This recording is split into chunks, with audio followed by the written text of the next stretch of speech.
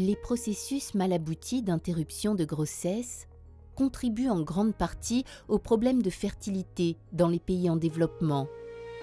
Géraldine a dû avorter lorsqu'elle était adolescente et cela a anéanti toutes ses chances d'être mère par la suite. Je m'appelle Missé Géraldine. Je suis coiffeuse. Je me suis mariée en 2000. En 2003, j'ai pris la première grossesse et j'ai fait une fausse couche. Depuis lors, j'ai pris 4 grossesses et qui n'ont pas réussi.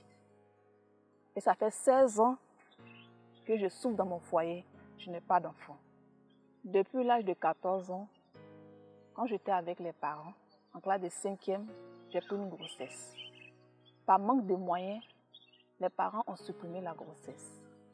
Parce que je sortais avec un homme qui était déjà dans un foyer.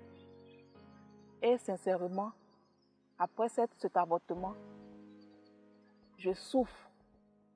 Je souffre sincèrement. Ma stérilité aujourd'hui me fait tellement mal que j'ai même des idées d'aller même prendre les enfants des autres. À cause de ma stérilité, mes parents me rejettent. Il y a des personnes, ma belle famille, qui me traitent de ventre vide. Il y a d'autres qui me lancent des paroles très dures. Et pour cela, j'ai très mal au cœur. J'ai ma petite sœur qui était enceinte, qui était à terme, qui devait accoucher. Et on m'a demandé d'aller rester auprès d'elle pour l'accompagner à son accouchement. Et après l'accouchement, ma sœur m'a dit, c'est toi maintenant qu'on attend. Et je lui ai dit, c'est Dieu qui permet tout ça. C'est Dieu qui va m'accorder la grâce de l'enfantement.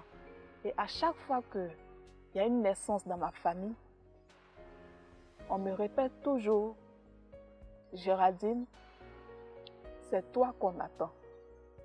Mon mari me traite de femme stérile. Il te couche. Il vient avec des femmes dans la maison. Il dort sur mon lit avec ses femmes. Et moi, je suis au salon, j'attends. Quand ils finissent, et moi, je rentre dans la chambre. Mon mari ne me considère plus.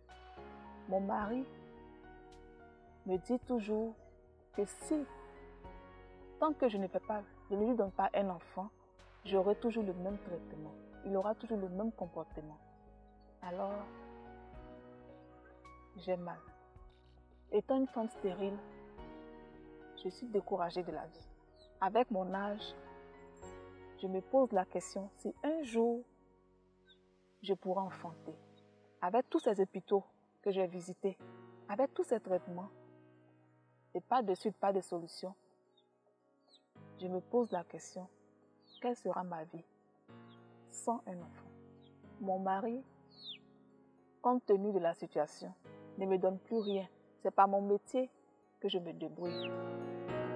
Géraldine s'est métamorphosée et est passée du statut de vilain petit canard au rang de femme d'affaires respectée. Merck a mis en place une imprimerie rien que pour elle, lui permettant ainsi de donner un nouvel élan à sa vie. Dans mon ancienne vie, j'étais triste, j'étais malheureuse. Mais aujourd'hui, grâce au business de Merck, je suis heureuse. Les gens se rapprochent de moi et j'ai la paix, la joie au cœur. Avant, j'étais malheureuse. Avant, je n'étais pas contente, je n'arrivais pas à manger. Mais par la grâce de Dieu, avec Merck et le nouveau business, ça marche, je suis heureuse, je suis contente, j'arrive à manger, j'arrive à m'épanouir. Et je dis beaucoup merci à Merck. Le projet aujourd'hui m'a surpris. Au début, je n'étais pas trop sûre, mais aujourd'hui, je suis convaincue que vraiment, ce projet aboutit toujours. Et je suis très heureuse, je suis contente et merci. Après ce business, mon projet, c'est d'évoluer, agrandir le business que grâce à Merck, j'ai eu. Après ce business, je compte agrandir ce magasin, ce business et ouvrir un salon de coiffure à mon propre nom et travailler avec mes apprentis et grandir dans mon business. Avec ce business, je remercie toujours MEC.